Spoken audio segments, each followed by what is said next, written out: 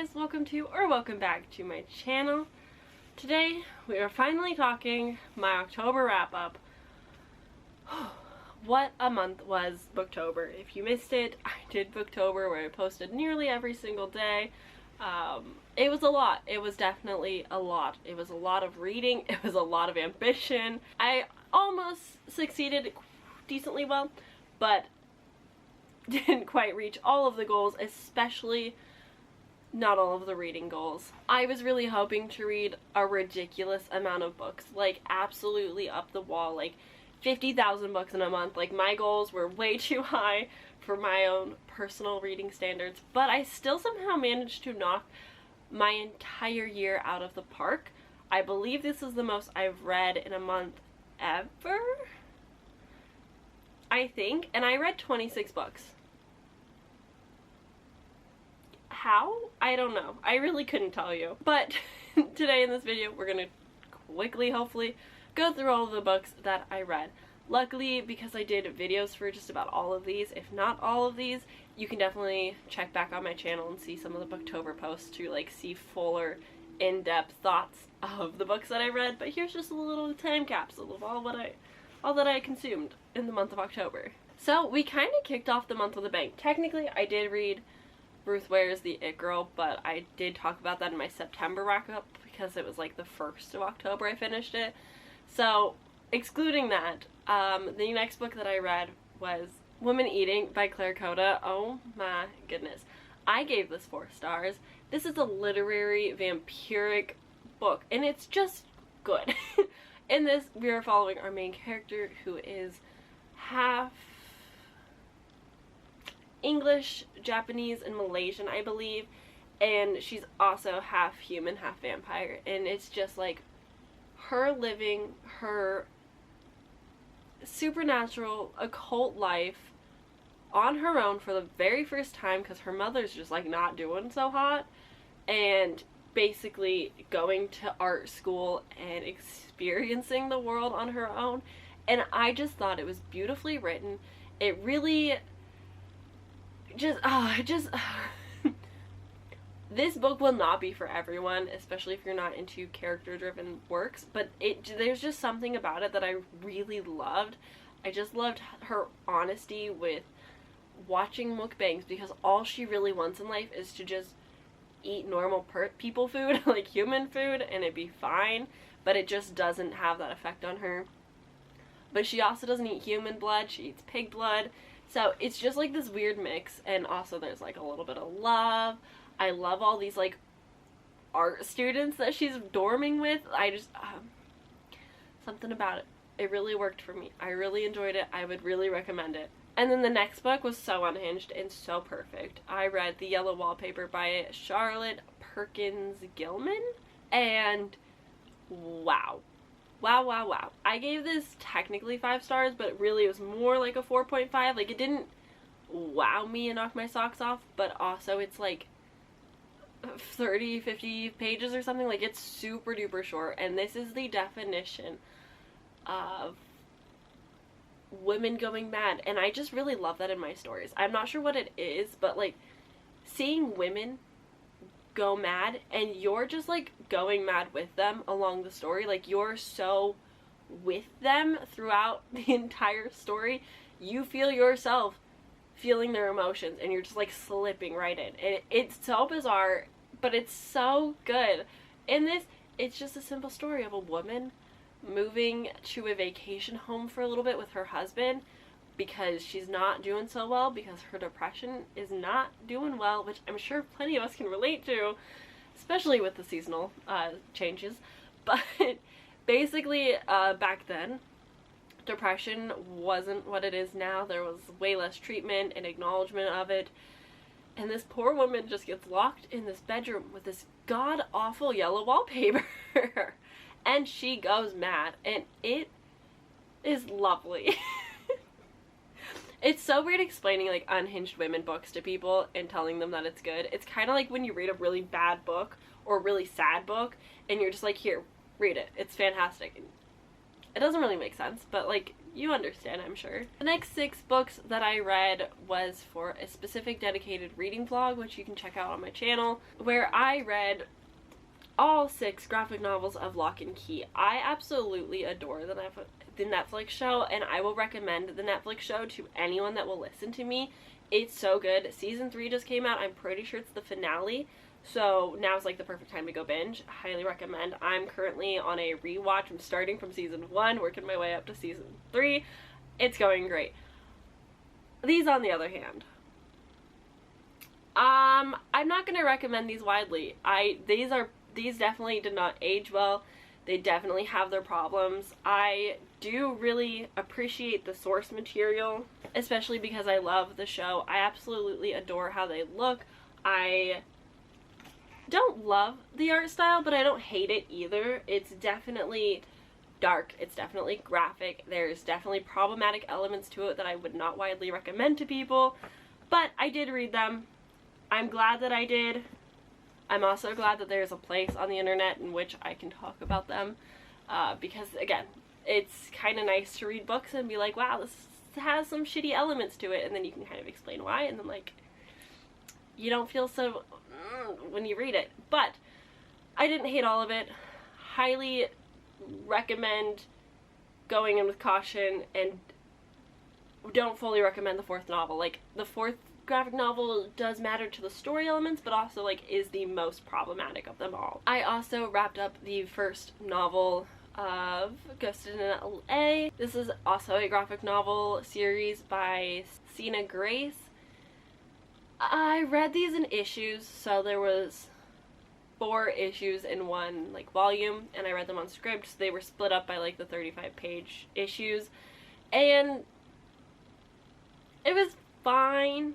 I didn't love any of them. I didn't really connect with the characters. I think the concept of this girl going to college to follow her boyfriend, and then her boyfriend dumps her, and her roommate hates her, so she moves into, like, this haunted, abandoned villa or something.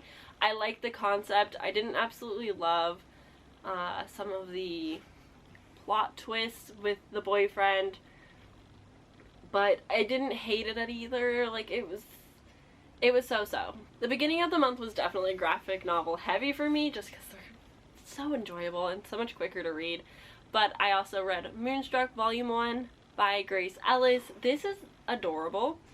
I really love this, like, cozy, magical world that's just, like, so realistic, as in, like, it's set in our world, but everyone's a fantastical creature. Like, I just, something about it is so cool. Like, the best friend who also works at this coffee shop is a satyr, and they're friends with a witch that works at a different coffee shop, and all the coffee drinks were so fucking cute and adorable. Like, I just loved it. Now, as much as I loved the art style of this, and I liked the story, there was, like, a sort of mystery element to it. They had to go, like, defeat the big baddie, and I do plan to continue. What I didn't like was the interwoven graphic novel that the main character was reading and, like, annotating. I think that it was fine, but I don't feel like it really helped the story at all, and it kind of just annoyed me. I just didn't like it as much, but besides that, I thought it was fine. I still ended up giving it 5 stars, but that was, like, the one element that I didn't need. But I am excited to continue because I love the world and the art style, and I just am, like, so into cozy fantasy right now. The next short little story I read was The Curious Case of Benjamin Button by F. Scott Fitzgerald, which I did not know was written by him. I was quite surprised. It's very short, but honestly, I'm gonna recommend you the movie over the book. Sorry. It was fine. It wasn't anything spectacular. You're literally just following Benjamin Button, who was born as an old man and his life regressing back to his youth, while he ages backwards, because that's the curious case. Yeah, it's definitely, like, an older book. I don't love classics just because of how, like, the time that they're set in.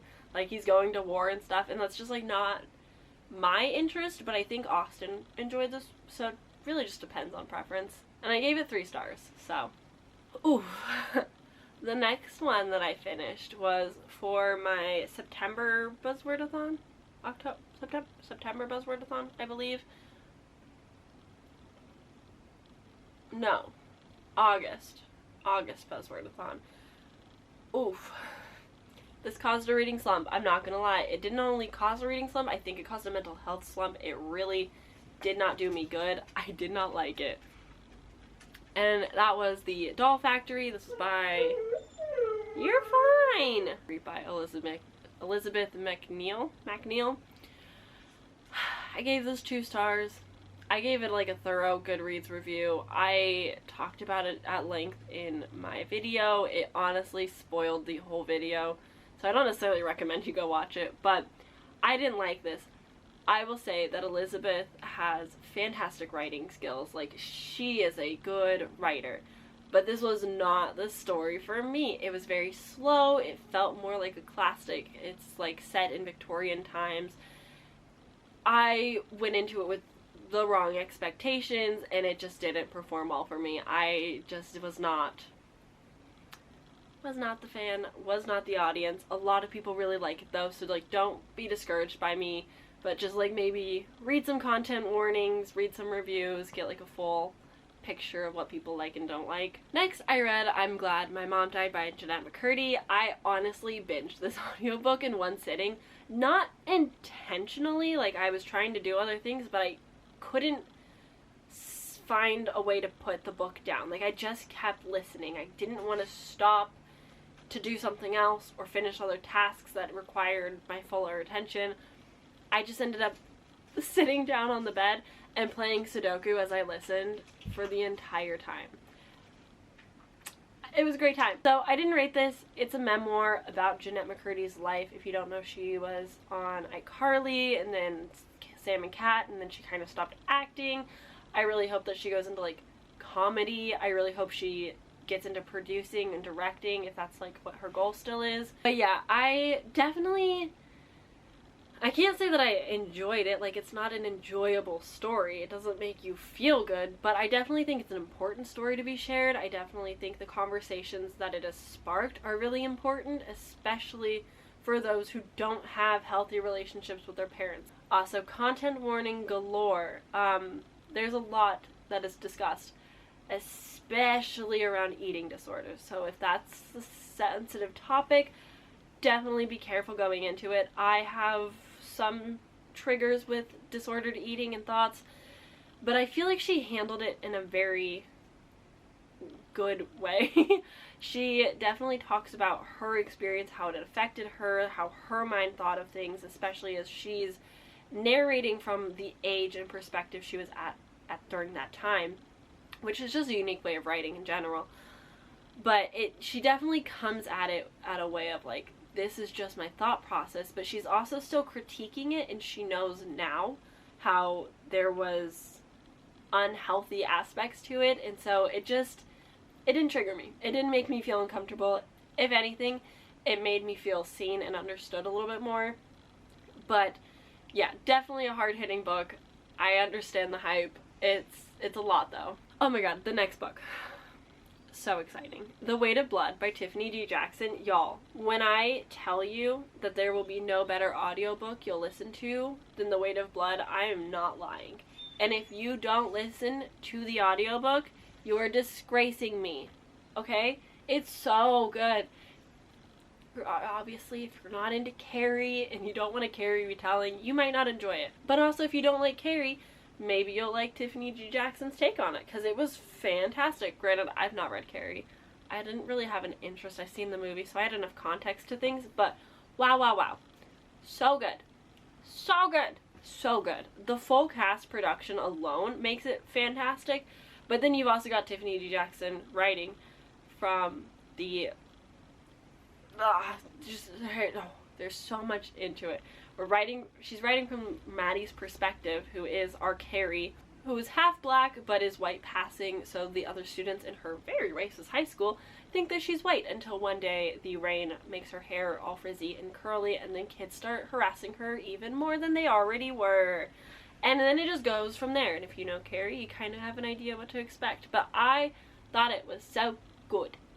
So I highly recommend it. I did give this 5 stars, which is interesting because if you've been here for a little while, you would know that I detest White Smoke. Like, that was one of my least favorite books of last year. So it's good that Tiffany D. Jackson is in my good graces again. The next audiobook that I listened to, it was a very audiobook heavy month for me, was The Children on the Hill by Jennifer McMohan.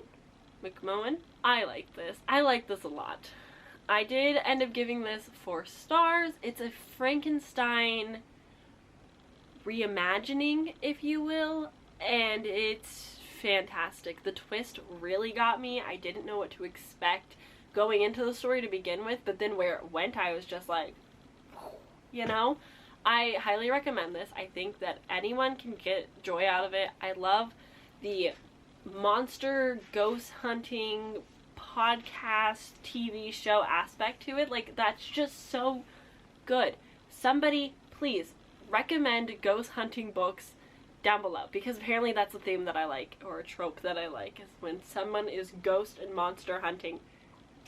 Yes, please, that's all I need. Okay, and moving on to the next audiobook, I listened to The Babysitter Lives by Stephen Graham Jones. I hate the title because I always go, The Babysitter Lives? I don't get it. But that's just my stupidity, so don't worry about it. I gave this 3 stars. This is an Audible, or like an audio book exclusive. It was never written into words to be published traditionally, which I don't love that, because not everyone can, 1, have access to audiobooks, or 2, able to listen to audiobooks. So I don't know if that's necessarily the correct way to do it, but the story overall was good. It got a little confusing and convoluted for me, and I definitely lost interest halfway and kind of spaced and just like missed details, and then came back at the end and was like, cool. So it wasn't my favorite Stephen Graham Jones, but I have learned with his books, especially his audiobooks, I definitely prefer physically reading along on the page so that I can fully grasp everything that's being put into it. The next book, I actually did a reread of The Dead in the Dark by Courtney Gold. I did a little bit of tabbing. It's super hard to tell because they're pastel, but I did tab this a little bit. It was my second reread. I was really hoping going into it that it would be a 5-star read, and unfortunately it stayed at 4 stars, which is still like a good reading. I still really enjoy it. I was happy to be back with the characters. I physically read along with it, and I read this so fast.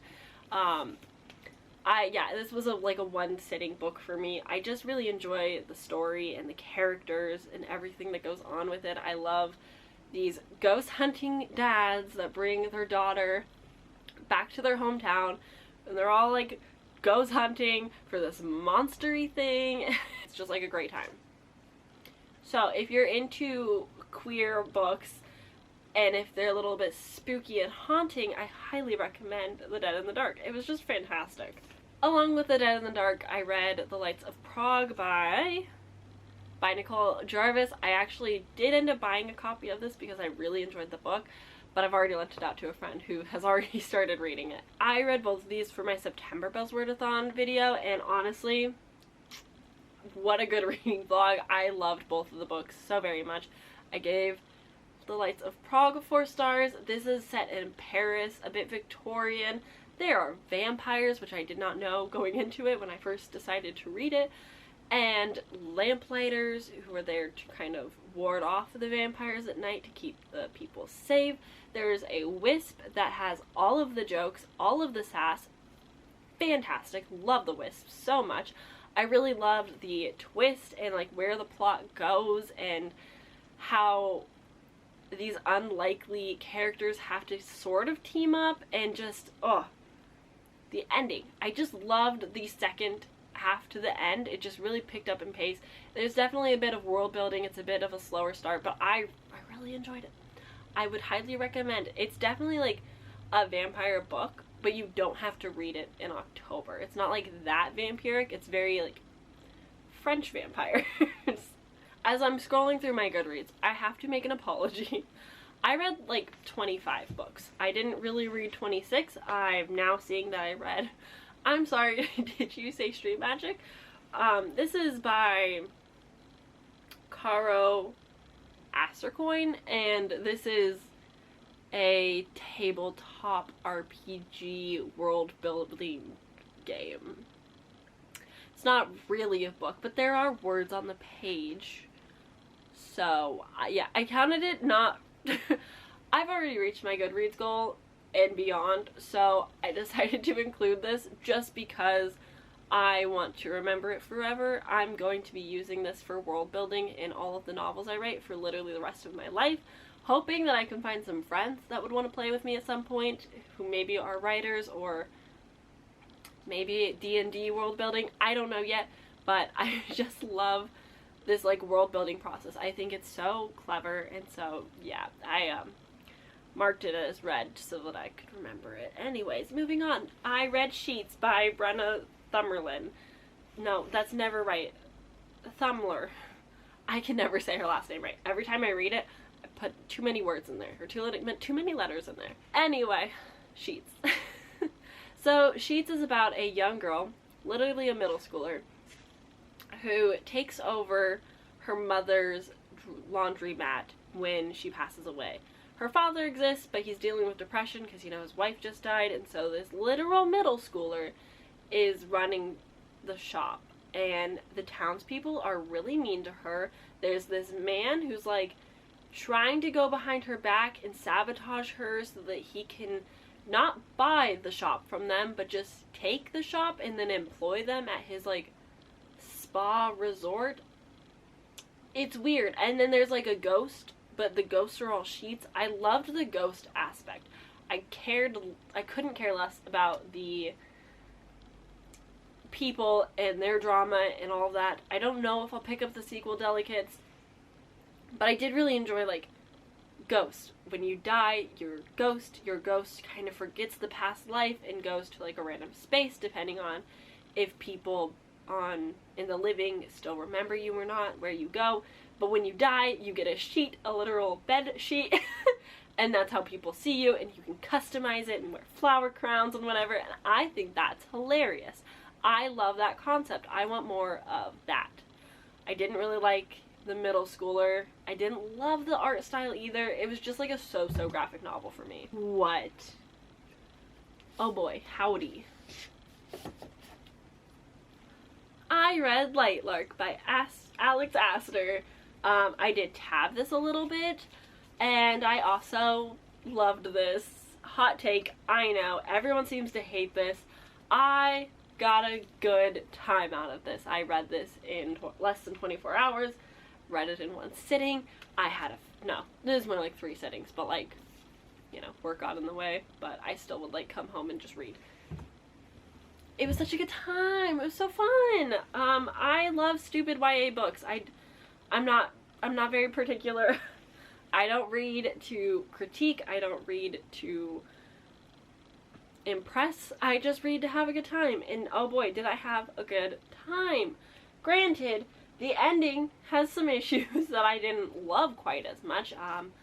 I would not have chosen the ending to be quite what it was personally, but you know, besides that, it was a good time. It's definitely not like the best thing ever, but not all books are going to be, and I'm content with that. This definitely has like Stephanie Garber vibes, so if you enjoy Stephanie Garber's writing and Caraval, it really reminded me of that a lot. But yeah, I had a good time. In this, we are following our main character, Isla, not Isla, still mad about it, and she is like the queen of the, not wildlings, but basically she's like the wild one. She's the one of plants and nature. So she, as well as the other 5 or 6 rulers, have to go into this tournament to basically save the world. And that's just like the very short synopsis. It's a bunch of trials.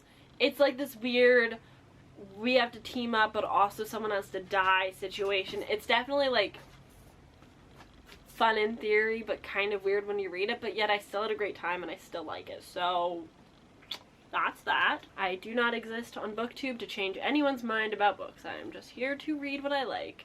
Next, I read, and I haven't talked about this yet because the video is now. Do I skip these? Yeah, I'm gonna skip these for now. So ignore the next two because I'll talk about them when the video goes up. That means the next thing that I listened to was a Scribd exclusive, Scribd original called The Clown Brigade by Stephen Graham Jones. 4 stars, and what the fuck? What was this? Super short. Very short. I appreciate the author, Stephen Graham Jones, coming in at the end to sort of give his take on like why he wrote this, the takeaways people should have and shouldn't have, why, so on and so forth. I really can't explain it. That's a really long synopsis for a very short book. Anyway, Kyle is flying across the country to meet up with someone he met online through like a Panatone? You know the like bike things that you can sign up for workout classes and watch them? Like that. And she's like a spin class, you know, in LA. She's one of those coach teacher things. I'm doing a great job. Yeah, so he basically is gonna fly out to meet her, and she's like out of town, and like weird stuff goes on, and then like it just goes places, okay? It's Stephen Graham Jones. If you've read anything from him, you'll kind of understand what to expect, but also like, what the fuck? Okay, the next and final thing that I read was The Inheritance of Arcadia Divina by Zoraida Cordova.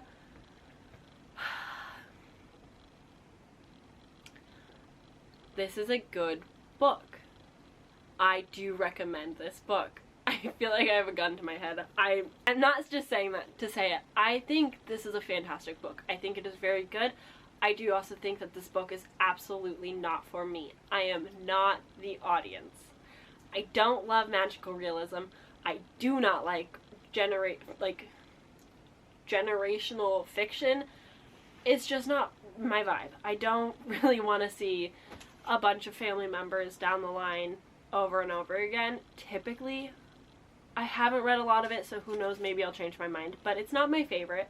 I loved part 1, I loved part 4, part 2 and 3 were so, it just didn't have the same charm for me, but the writing is stunning.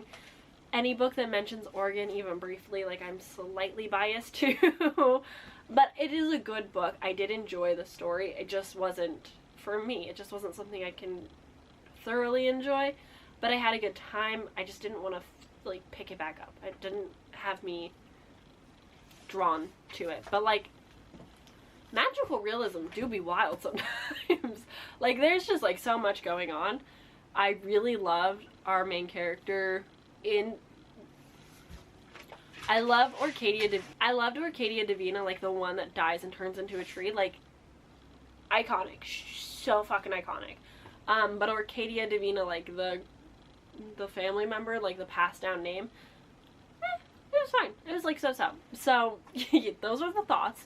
Yeah, so those are all the books basically almost that I read this month, minus 2.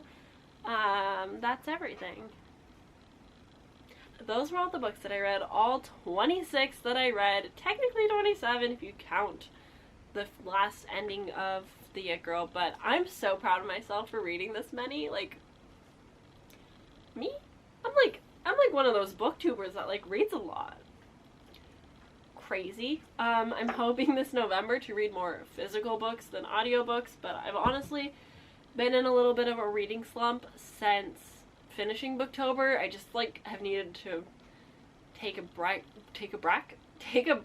get a refresh before jumping right back in. But I'm excited to read more. I'm excited for all the books that I have planned. It's so close to the end of the year. There are so many things to read. It's kind of scary.